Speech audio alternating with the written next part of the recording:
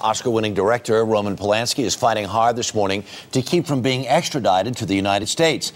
A Hollywood fugitive had been hiding in plain sight for 3 decades, but was finally arrested over the weekend. CBS News correspondent Sheila McVicker has the latest from London. Sheila, good morning. Good morning, Harry. Well, the transatlantic struggle over the fate of Roman Polanski is escalating this morning as both France and Poland say they will press Switzerland for his release and say they plan to appeal to Secretary of State Hillary Clinton to have the charges set aside. It was a day Roman Polanski had been dreading and by this time thought might never come. But U.S. prosecutors, knowing Polanski planned to travel to Switzerland to accept a Lifetime Achievement Award, laid a trap. A warrant authorizing the Swiss to arrest him. It took this long because he was a fugitive. Well, now he's no longer a fugitive. He was arrested pursuant to a warrant issued by over 3 decades ago. In 1977, Polanski plied a 13-year-old girl with champagne and drugs and then raped her, a charge reduced to a single count of unlawful sexual intercourse, which he pled guilty to. Convinced the judge was going to renege on the plea bargain deal, Polanski fled the U.S. Well, I, as you say, ran away because I think that I was very unfortunate to have a judge who misused justice. That judge is now dead. A judicial review this year did find there was misconduct, but the charges could not be set aside as Polanski was a fugitive. Fearing renewed attention, Polanski's victim, Samantha Geimer, who accepted a cash settlement from him, has said she does not want the case reopened. The publicity was so terrible and so immediate that it just overshadowed everything that happened that night. Since fleeing, Polanski has lived carefully, safe in France, because as a French citizen, he could not be extradited. Fellow artists have reacted with anger, and France's foreign minister, a friend of the director's, called his arrest not nice. News this morning, Harry, that the director has just hired a lawyer in Switzerland to fight that extradition request.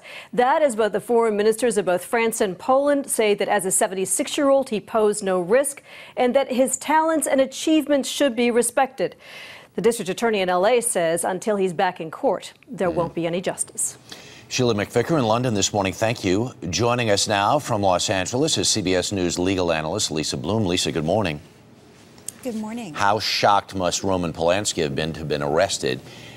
Will he be extradited? I think he will be. Under our treaty with Switzerland, somebody facing these kinds of charges should be extradited. The real question is what has taken so long? He had a home in Switzerland. He's been there many, many times over the years. Apparently, he has escaped extradition all of those previous times.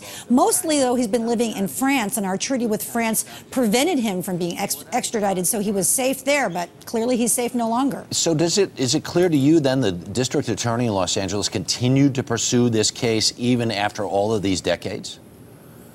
I think they did. They say that they did, especially in the last few years. I mean, it's hard to understand exactly what went on behind the scenes, but the district attorney here is saying that at least a half a dozen times in previous years, they tried to get Roman Polanski and they just were unable to do so. I don't know if he was tipped off, if he was just lucky. We don't know exactly what happened. The civil case was solved, so to speak, with a check.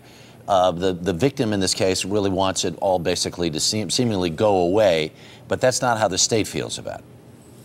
That's a very important point, Harry. This is a crime against the people of the state of California, as all crimes are. And so if a civil settlement does not end it, this is a man who fled on the eve of sentencing because he was concerned he was going to get a harsher sentence than he expected under the plea bargain. He's been a fugitive for 30 years. He still faces sentencing here in California. It's irrelevant legally that he has a civil settlement with the complaining witness. And if he ends up being brought back to California, what's the likelihood that he would do serious time?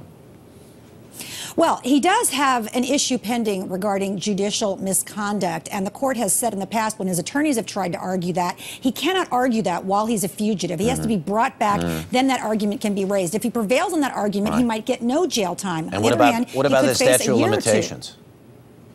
No, because he already has been convicted. He already pleaded guilty to the child rape charge back in 1978. Way to go. Lisa Bloom knows all. Thanks so much. Do appreciate it. Thank you.